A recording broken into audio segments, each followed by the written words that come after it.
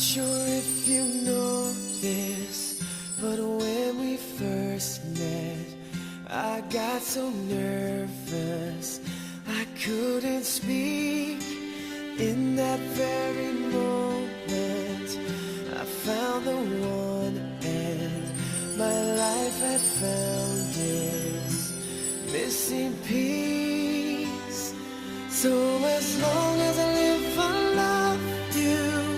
will have and hold you. You look so beautiful in white, and from now to my very last breath, this day I'll cherish. You look so beautiful in white tonight.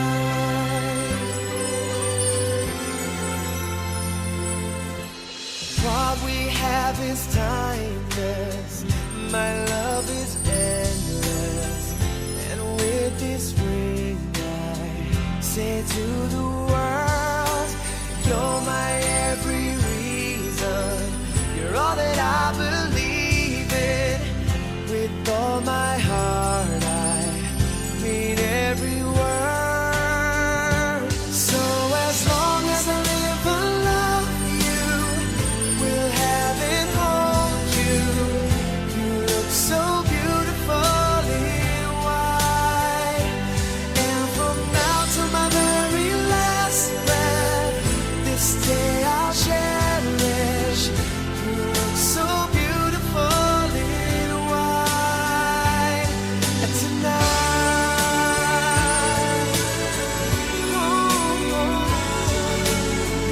You look so beautiful in white.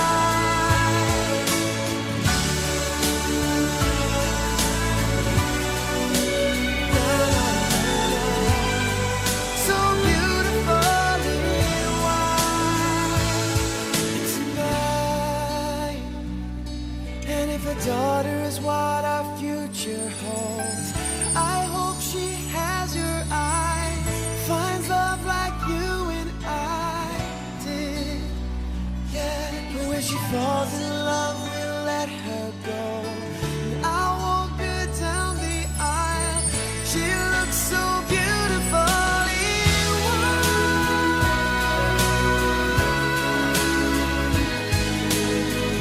You look so beautiful in white. So as long as I live, I love you, will have and hold you. You look so beautiful in white, and from now to my very last breath, this day I'll cherish. You look so beautiful in white tonight.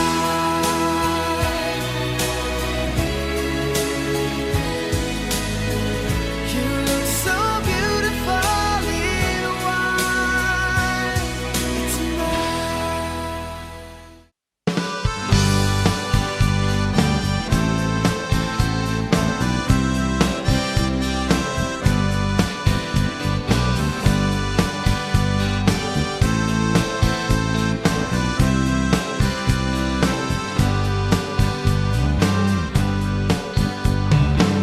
Qua chân râm râm mi nắng lệ kê, đón nắng bài khát lan tangi, sung sốt tê sung phân niệm rồi, cùng khoa in mò cả thai nu ô. In du du na ka thai phiang zo, ngil ka siang lo lei tu na, a chung sin te mang lien na si, ki ka sang na sung bi te. Qua chân đi con mi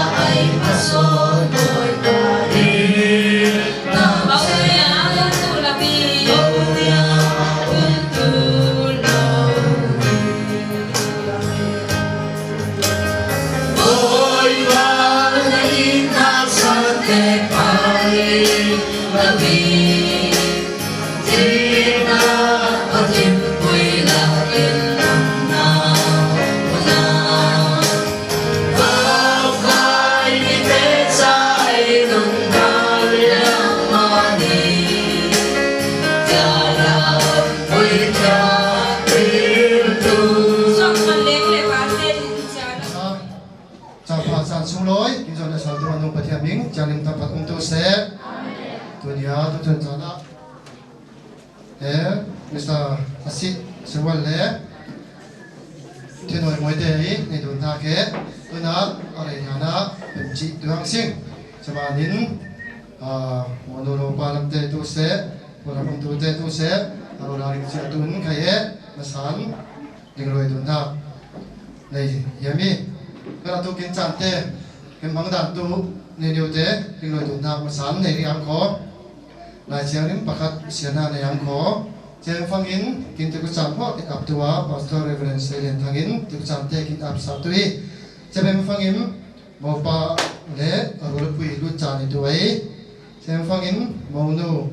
rol pui lut tui jeng fangin patumna ka jong ru tum tu le papa wal tu de lut chan tuai jeng fangin monu lut chani tui monu lut chana pui vaccine dingin kizana ne tang trising Jeng fangin ma tin chang te mo pa te am chan dai kho thang pan na mo te mi pui tawa sing kho te din dot la mai ken dai sa tua pa van ro ma le ne mo te en din tuin te din pa sar pan si ngap te dai chi tui te din ai in khara songen ke khanga tin yu te nei tuai mi fu pe na din nei chi tui sing ne pui le pasal tu samka ken tu ve ve se Nupa swalna abon tu le, kangkom swalna abon tu te tu, tu kena tu tlam tu na ciaran kisna bapa petun bifu kim petu se, tu dia tu cana apa kita bapa, huai dun nak, nai dun nak, mau huai, la huai dun nak, di sini jadi sun kaya, upat maiza, kiza dun tu ising, dan hak dia tu dia tu ta koi tu sabtu, boleh naute pun pening bek, saya mak ning sobat yami, Saban jam upat tuising ne dun ha ke den hak diu he Bible la ke umi den hak diu he mi he pun ka khathen kin siara si sanna kin siara dun le tha sa ki pe dun jina tu srai tu na tu sa te aptun ne ren seren thang hi su mingin so bu sing kin tu kin pathian tun sia boi pa ni song loi ber chan pha kin pe ai nang ma kin thang phan huwa adam le i na bo dai in sang din huwa he boi pa na pong kam khet thilau tunia khakin nau te pan hi boi pa he nangma mai le mi poi maya kutsi na itun na malin kutsi na lai tui hang itun na ma din pang pan boi pa lai wa chak song itunum tu isong sang pa lau chak tu ram selai tunia pe som chan kin mang tu na zai song sa nangma solo nai tu ram se na ko kin hoi tu kin chan mang tu zai song sa na ku song abin kin long tlan tu si su khoi na bingin song en tang kin pathian amen tu cana tu mau pa le rupui pun changin chang mau ri tuising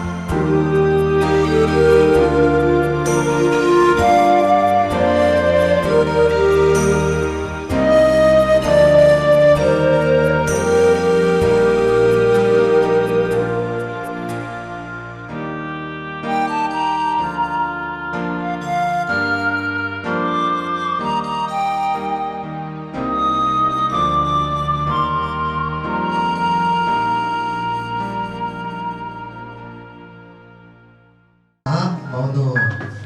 Tenoi Mekia Mopa Assist Nena Asim Tandui Kay tapa pa bang li thangin kafarno thian hoi moi hi mi pi mai le pathian mai a assist ko ta kala se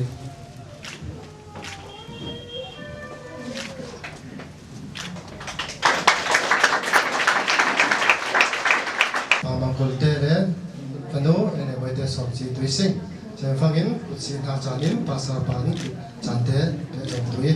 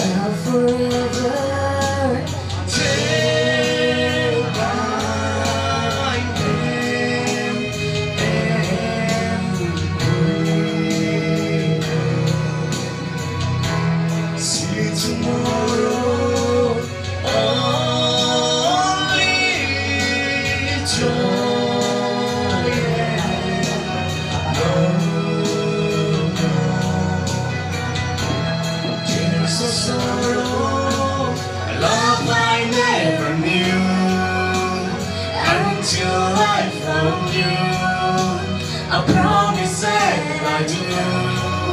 believe that dreams come true. Miracles will be. Look at you and me. Heaven help us through. Believe that dreams come true.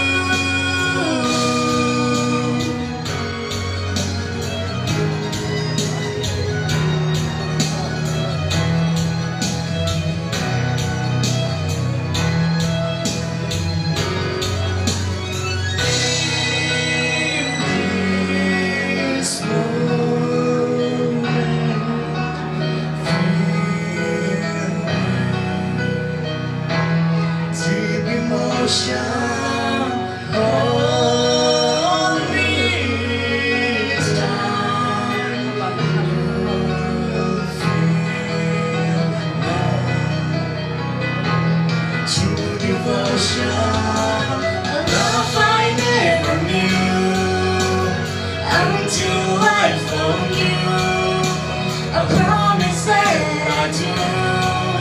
believe that dreams come true. Miracles will be. Look at you and me. Heaven help us through. Believe that dreams come true.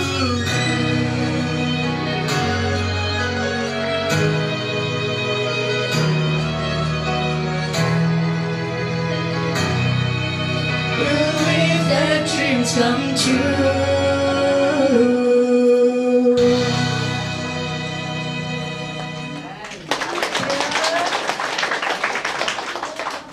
Monole Mopa Lanama Soktuin Le Tingtuin Somasenko. Now please stand up and step forward and then we'll take time. Jami Ben Panin Zumbut Peta Janin Zampe Jiasenko. Jatin and Matuna Zante Tasopena Zante Kya Jatin Totodin Maltusi. And now we will take a vow in the presence of God and in front of the people. So please, brother assist. Okay, hold your hand and then please follow my word. I, brother assist. I, brother Ashish, Take you Moite to be my wife. take you Moite be my wife, To heaven to rule. to heaven to rule. From this day. From this day, For better, for better, worse. for worse, For riches, for poor. for riches, for poor, In sickness and in health. in sickness and in health.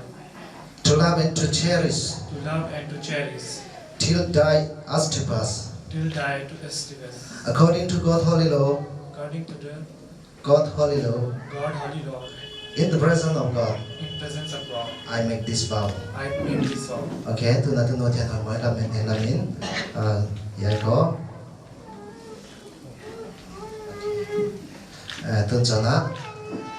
cái mà thian hỏi mình, Hai mà thiên hỏi moin assist thông tin này tuân ha cả, assistant kin nai don ha ka har sa kin tok cha này tu sẽ, harsa kin tok chana itu se nôm na kin tok cha na kai tu sẽ, rom na kin tok chana kai tu se kin ur cha na kai tu sẽ, kin or chana kai tu se kin chắc cha na kai tu sẽ, kin chak chana kai tu cùng se quay tot lang, kum kwain tor lang tui tuin, yum pui tuin ril zau ing tikya, ril zawing tikya pathian ma le, pathian mai le minom ma ya, minong maya tu kam nak langing. tu kam na langi Tun tu kam nak lang zau imanin tun sana zong bút pen hak janin mga singko zong bút pe tu kamte nama sok tu sele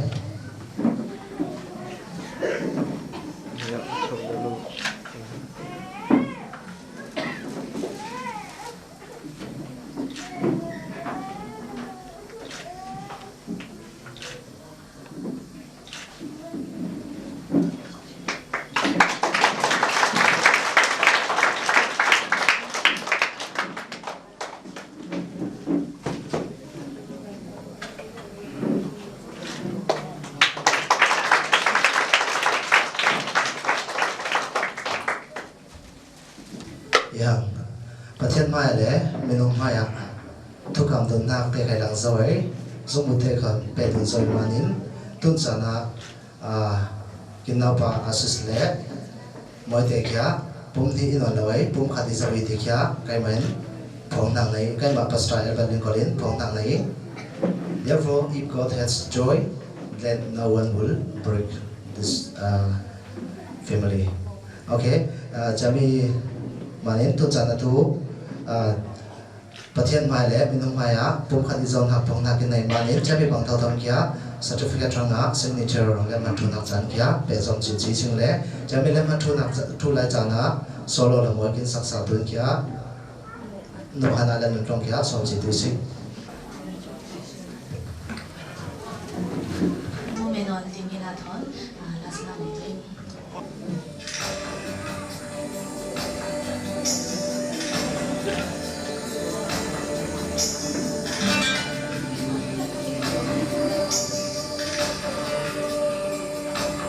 From this moment, the life is begun. From this moment.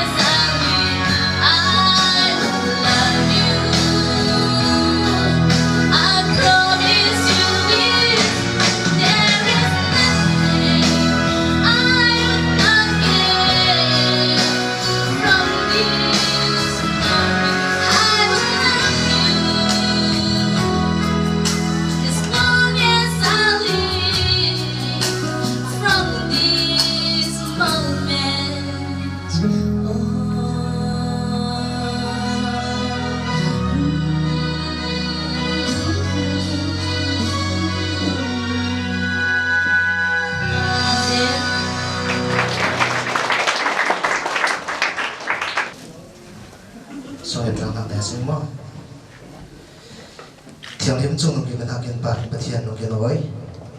dunia jana khai tu se nang main he na fa pare na fa no kar laga amate thin lo so I tu na da saman ni kan na pati eng moi pa amate so sa le amate pa ni kar laga khai tu se nang ma dai na len la bang hoi tu moi pa na thu se lon chen asu khai bang hoi tu met lo eng moi pa ni se lon na ka ta thu thon khang lian kom tu ram salai pa Jesu krimin le pa le fa le keng rau ni ta so pen song en ki Pathian amen.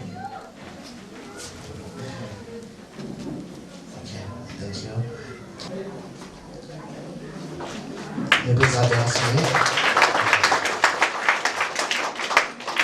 Trong những kia relation ko, tuân theo chana ta khai topic khai hai tar zau sing le. God has poured out His love into our heart. Tinam những kia, Pathian những kia kin thiên lo sunga, itun na kia kin na sai. Tuân theo chana focus in relation ko. Pathian tel lau ta se lai. Lai lung vu ma Pathian ai in na tel lau ta se lai. No le ba kar lak le ni lawai. Lai lung vu boi kia. Her ba kang tu cho sami na kya pakhan na re lising jamanin Pathian ai da zo na ke I dun na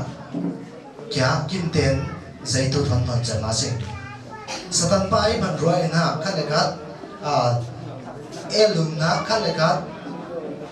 tidun na tambui la so kai du se kinten ken lot thil dun na kya original na Pathian ne na so kya ho boi pa na kin da sa zo na kin thin lo so ai I dun na kya kin tharo ai to trio de ne kya pakhan na ka so ya singi point ni ni kya relation ko today I would like to mention only 2 points. First, make Jesus the goal of everything you do. To make Jesus the center of your life, not only call for us to make the foundation, but also to make Him to the end of our goal. So many people we forget. Sometimes we call God, and then when we start making our foundation like family or another job, but we used to forgive God. Jamanin minum tiang kia Pathian kia kin centra le. Sejong sa kin tum tiang naka pakhan naka to kin foundation itu kia Pathian kia kau desing, som desing. Kin pia tanamo kin dun tu na amo thil kin po tu na changa Pathian kia som desing. Ina pui khan sa nai Pathian kia conclusion na tu hai kiaw le sa desing. Second point, make Jesus your role model for everything. Role model. You have to keep Jesus as your role model. Let's do one end. Today we already learned about Jesus. We already talk about Jesus. So Jesus said that when we learn as to what right it, He also said that we learn how to love, and then we learn how we will act. And then Jesus said that in John chapter 13 verses 34, a new commandment I give to you, that you have to love one another just I have loved you. In na kya kin da sai ama Pathian thau thawin kya kin thin lo songa in na kin da sai dina har sana kin tok chan chan kai tu se chami in na kai itu se kin den kya hi jiao kin gol. As our role model, without knowing about Jesus, and then without knowing about what He is doing. If we want to keep Jesus as our role model, we have to read more about Jesus. Which is your role model? Jamanin Jesus banga nung thil tu in le. Jesus kya kin role model la. Kin ta thil tu tu zaitu kin ko le ti fangin. Athu tam pui khai ling kin ko. Jesus thu tam pui khai ling tu ai. Jesus thu ai kontin umi ti kya. No pui lamin khai tu se pasal lam chu ko le ko. Jesus thu ngat na. Jesus ini ne udan kya kin so sang de lesson ko. Turam se. Amen. Atang lai nak tu jam hamwa jamen do sunga able salising. Lai padali na fak edemo sing le malai le. Saban lai khoi zo lom lai. Chang te khai pe jen zo asing ko agap thu. Le la chan mga sing ko monu palamin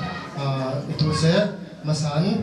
na thu le la chanim mga sing ko. Sem fangin walpui ulangaw lamin tu se ko lamin mo committee lamin mo na thu le cái đến về đi nào cả tôi sẽ lại xem phong im in nhiều tệ in umay bằng pain in chỗ làm á xem in ra so kinh nghiệm các tua event qua này sáng nó ra lên tôi sẽ lại xem phong in bên làm á thế số củaเราin và một ba thế số in sẽ in để phong in thế số cả hoa làm á một sẽ in hệ chạm một lên tôi xin kiếm một cái nhiều in xem phong tổ chức cái phụ cái tua pastor cũng xong hôm in bị phụ cái số bên làm in chạm kiếm một sao lên tôi hếtจะมีดูดูสไลด์ดูดูทำมาสานตัวนั้นตัวอาหารตัวเล่นน้ำเดี๋ยวสิ่งเขามองดูลำโนปาลำตัวเสร็จลำสามินสอบเรียสิ่งมาสมิกาตุนี้จนนี้ส่วนเทียนลิมิในอยู่ที่นี้ดับหน้าจากนั้นเป็นตัวกำปะเทียนมิงทำกระเดียบชินเสนี่นักการเรียนรู้มิจูตุสุนรามีหุ่นเอานั่นซาแต่ทุกเราตั้งปีงนักการในสีเทลค้ากระชิมดูจนฮิบิกินัมจะสักตัวดิเกชันตัวสักตัวบอลเล่ตัวนี้มาจานมันจานเศร้าติดเสียงเราอยู่ราตุนันซาแต่ทุกเราตั้งปีลุงอยนักการในสีเทลค้ากระชิมดูลุงอยในที่นั้นครับประเทศมานี่ตัวเนี้ยมาสิกระแต่เนี่ยเดียวเหรอเรื่องเงี้ยมีตั้งไว้ตัวเนี้ยตัวสุนทรนะหนุ่มป่านี่ตัวปุยสิงห์ที่บางประเทศมาในเราเนี่ยเห็นนุ่มเดียวเลยประเทศกีฬาหน้ามันตัวเนี้ยตัวสุนทรนะเนี่ยกินอุณหภูมิเอาเรียนว่าตาเรจบหลายสิ่งเลยสักขัดเดี๋ยวสิ่งจะมีเรียนตัวเรล่ะตัวเนี้ยตัวเนี้ยจับติสมาได้ใครเนี่ยนี่ว่าเห็นว่าจะเดียวละมวลหลายหินจงอ่ะจังเดียวเตะจะตัวเนี้ยเดียวประเทศคริสเตียนสงสารตัวกินสวนกันเตะไปตัวเสร็จเลยประเทศน่าสงสารน่าประมาณนั้นสงสารตัวเรื่องการตัวเสร็จคนทำเดียวเตะจะมีมาแสดงประเทศมาในนี้จะได้สงสารรู้มาใครน่าทำงานเด็กสิ่งเราเตะตัวเดียวไม่ทำไรดังๆมีเด็กเดี๋ยวเราทุกคนจะไปสิ่งของตัวเนี้ยที่บางเสียงเราว่าประเทศตัวเนี้ยว่าสงสารปากตัวคริสเตียนตัวเราเรียตัวเนี้ยตัวสงสารมิชชันนารี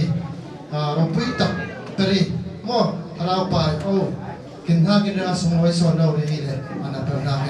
สาวเราดูริเราดูยาประเทศตัวเนี้ยตัวสงสารที่บ้านมายามีปุยมายาเตะที่เราในเดือนหน้าเหตุสงสารเราบ้าใครเหตุสิทิมคลาง่ายที่หน้าเหตุอะไรไม่เลยฉันมีปุยเตะเสพบ้าใครตาคนเรียนคนสอบตัวเนี้ยในสิ่งว่ามีเราด่าถึงตัวอันนั้นในง่ายสิ่งสปิกเกอร์เตะตัวเสตาตัวเนี้ยส่งรอยง่ายส่งรอยมั่งมีคนในตัวลิมปุยสิ่งในที่ตัวเนี้ยตัวสงสารส่งรอยในเจ๊นี่เลยตัวเนี้ยตัวสงสารในดวงตาเตะตัวเสในผมว่ากินส่งรอยนี่อีเวเลยนี่แค่ตัวเนี้ยในสงสารประเทศนี้อังปุยตัวดุนเทียบินไอ้สุขัยตัวเสประเทศกีฬานักอินสงสารเอาวีเพราะว่าจะทำอยู่แล้วอินสอบเลยเห็นไม่เลยฉันอินจงระบาดออกไปนักเตะตัวเลยจะมีตัวใครเรียนเราเลยจะนับทุ่มเลยสิ่งนั้นตัวกินมาส่วนเราโฮเทลมั้งโฮเทลเราไปจัดนักฟอร์มไหนเลยจะมาจัดที่ไอ้ตัวเซฟตัวเล็กเราไม่สิ่งถึงตัวง่ายตัวไม่สิ่งเลยมั้งจะมาจะบอกซาบอาซาบอกคนซาบเลยเราไม่สิ่งเลยรัฐดีมั้งรองตัวรองพัดตัวเลยจะมาจะเป็นใครเหรอยังงานไอ้ตาราสิ่งเขาเกี่ยวกับเส้นนี้ทางเดียวกันยังส่งยังไม่เลยเอาไปงานสิ่งที่สงสารประเทศนี้มุดไปเยสิเป็นตัวเสกคอมมิชชั่นเป็นตัวเสกเอาไปงานสิ่งจนมาแล้วเป็นตัวเสกสงสารประเทศไม่ฟูเราเป็นตัวเราเสกเลยเรื่องนี้เลยนี่ว่าคงทางที่น่าตรงใครเหรอที่สั่งน่าทำฟอร์มสิ่งที่น่าเรียนเหรอเรียนเลยตัวนั้นตัวเก็บไอ้การฐานะที่มีเก็บไอ้ตัวเสกไอ้อินทราไอ้ตัวเสกที่นี่น่าอับนาคินเป็นตัวในสามินจากบางตัวนี้สอบเรียนสิ่ง Hallelujah จุ่มเลยบ่อยป่ากินปะเทียนนงนั่งเห็นบ่อยป่าไหลลงฝนมามีหิงอาศัยเสียงฟังเห็นบ่อยป่ามีป่าประคัดเล็กเหี่ยบ่อยป่าพารมานามีนูโอ้นฟันเลยนฟักป่าแต่กันอยู่เสนั่งมานำให้เลยนมีแต่มาอย่าบ่อยป่ากินปะเทียนกุศลทำในบ่อยป่ากินปะเทียนนั้นเห็นอนาตุนเรลิงบ่อยป่ากินปะเทียนเฉลี่ยอาศัยเลยตัวนี้อาจารย์บ่อยป่ากินปะเทียนนงบ่อยป่านั่งมันเห็นนะบ่อยป่ากินปะเทียนนงโอ้ตัวนี้จะกุศลโกยะบ่อยป่ากินปะเทียนนงอ่างหักแต่กินคำปีเวทุกที่บ่อยป่า tire rong te boy pa ken bos san boy pa ken pathiano tire rong na suam moi fu te kai ding le bari boy pa mang tu in boy pa ken pathian nang mai boy pa ken taksa boy pa ken vek sen cha boy pa nang thala so boy ken peto tere a so rong boy pa ken heke khai tu se boy pa ai hak nai tu ing boy pa ken pathian nong nangin o ken taksa rama lek elo boy pa ken kul ken sam na te ra khana thala so boy ken pesram no hallelujah boy pa ken tu nia tu chana sum le pai about na kin into na fa pa le na fanu te boy pa sum pai bong na kini tu boy pa rul ben hanai tu ikhal srai boy pa kin pathian nong nang ma in boy pa atharin ale som jom le som ale zati na som boy fu kya nang ma kin bul sak tu triman nan ne na ang na tu great jesus na megin song ni kin biak kin boy pa kin pathian amen ono le mo pa ba tu na za biang sa si mo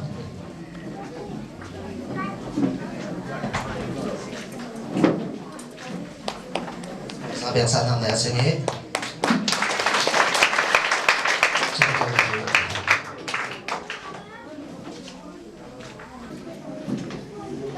Emi kit ben bele la sa sen ko ono le mo pa ben bele la sa sen ko ja ben pangin moi fu ben ang sa rin mga sen ko ono le so pang kya ta ba tai sen tu ba tai de mo ik sen tu den kya sen le de mo ihang tu na tu la pa sa cha sen ko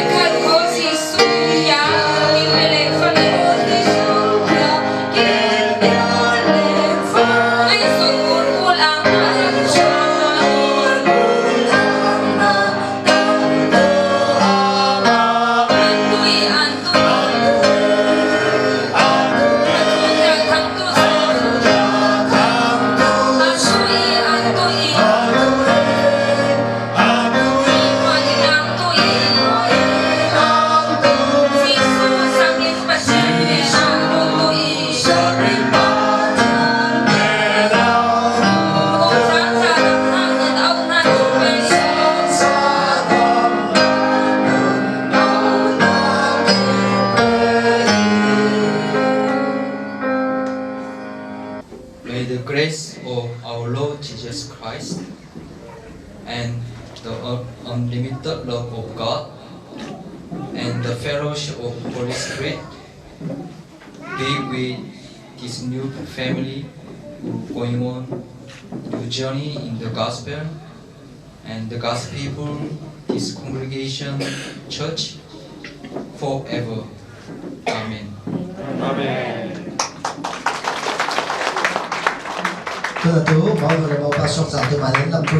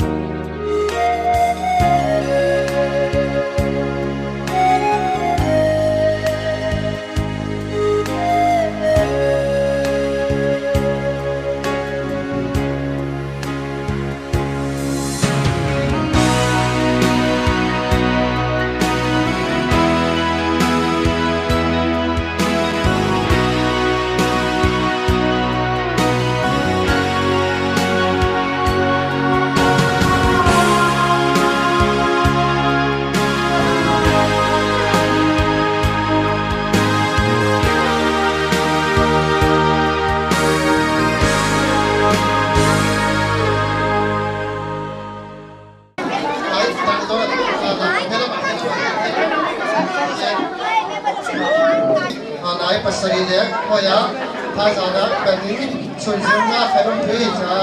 ลาโกยตัวเต้ตัวเดียวของแม่เราเต้เส้นในสิ่งของจะมาในท่าสาระตัวเส้นทำมาสุดเสียงหน้าไหนในการดิ้นเป็นตัวสิ่งจากพ่อไหนภาษาเรีย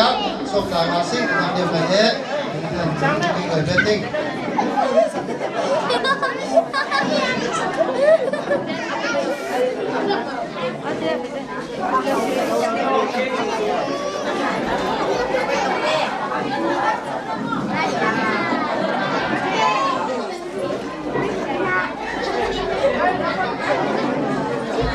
ดิ้งโตมูลาโตเลตุสกิโลแก้มจำหน้าในทุไลของโตดีละสิโตไปทูเก็บทางไงแกงเราบังเตโตดีละโตเราจะทุกแกงอินเป็นตัวเราดีผม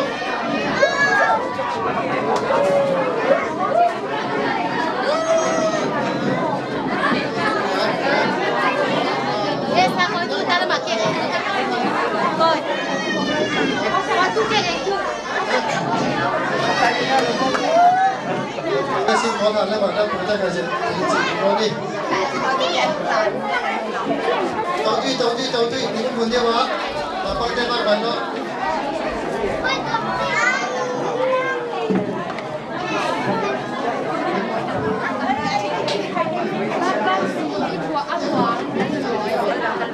那么懂对了，拿住小窝的是你屏住小窝的。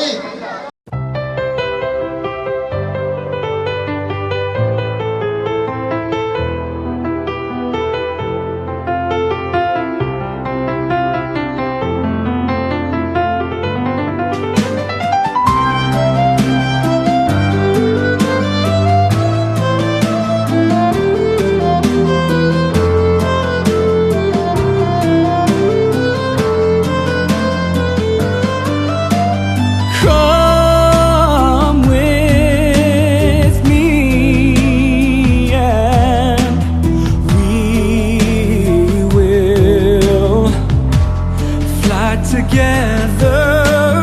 To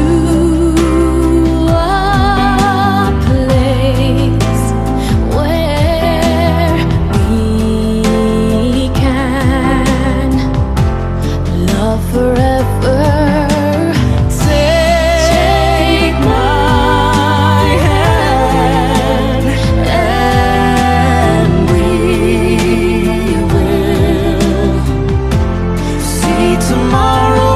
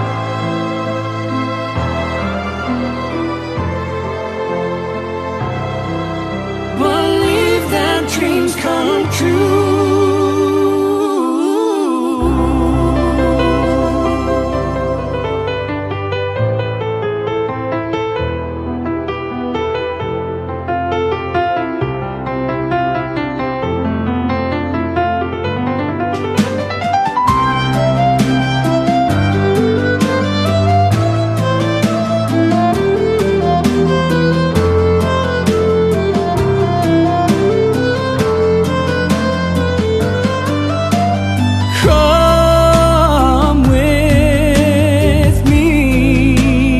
and we will fly together to a place where we can love forever. Take my hand and we will see tomorrow. Only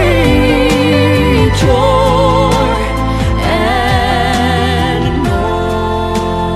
more tears of sorrow.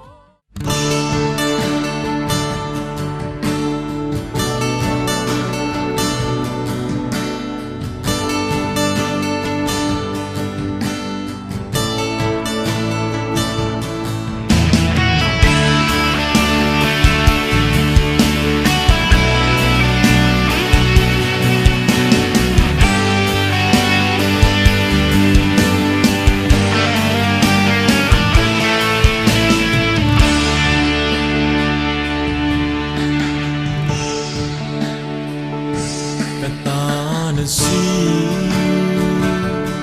lung oi na Bachian pe mi kana song na si Kalau du di Akung kwai Katang nem su na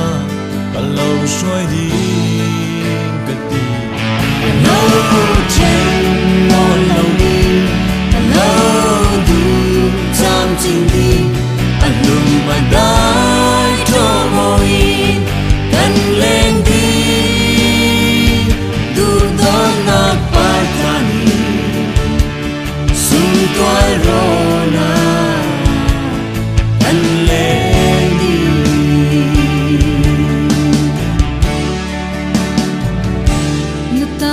Kasi kananam mo Pathian pe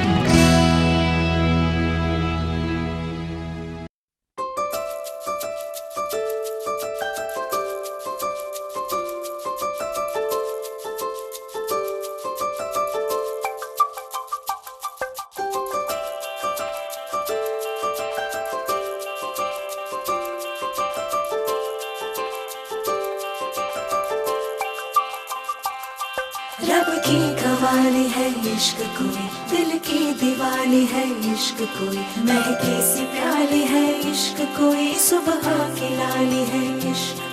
गिरता सा झरना है इश्क कोई, उठता सा कलमा है इश्क कोई, सांसों में लिपटा है इश्क कोई, आंखों में दिखता है इश्क। मेरे दिल को तू जान से जुदा कर दे, यूं बस तू मुझको फना कर दे, मेरा हाल तू मेरी चाल तू बस कर दे आशिकाना, तेरे वास्ते मेरा इश्क सूफियाना, मेरा इश्क सूफियाना, मेरा इश्क सूफियाना, तेरे वास्ते मेरा इश्क सूफियाना, मेरा इश्क सूफियाना, मेरा इश्क सूफियाना।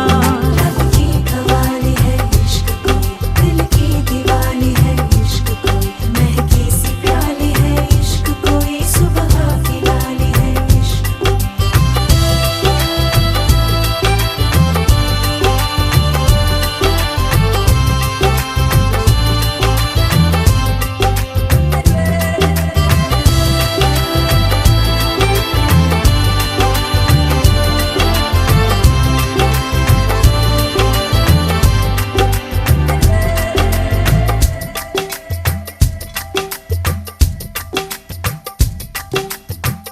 सोचूं तुझे तो है सुबह, सोचूं तुझे तो शाम है,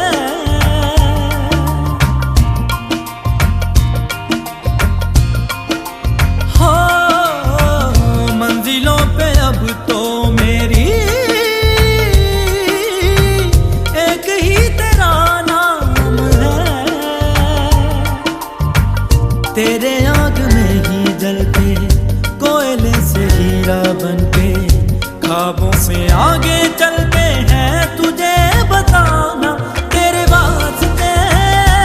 मेरा इश्क सूफियाना, मेरा इश्क सूफियाना, मेरा इश्क सूफियाना, तेरे वास्ते मेरा इश्क सूफियाना, मेरा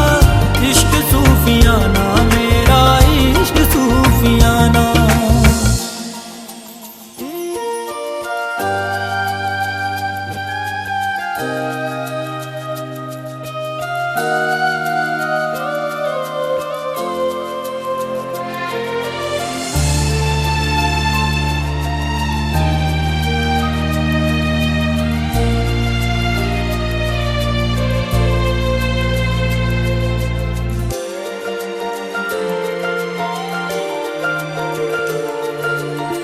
साथ साथ चलते चलते हाथ छूट जाएंगे, ऐसी राहों में मिलो ना, बातें बातें करते करते रात कट जाएगी, ऐसी रातों में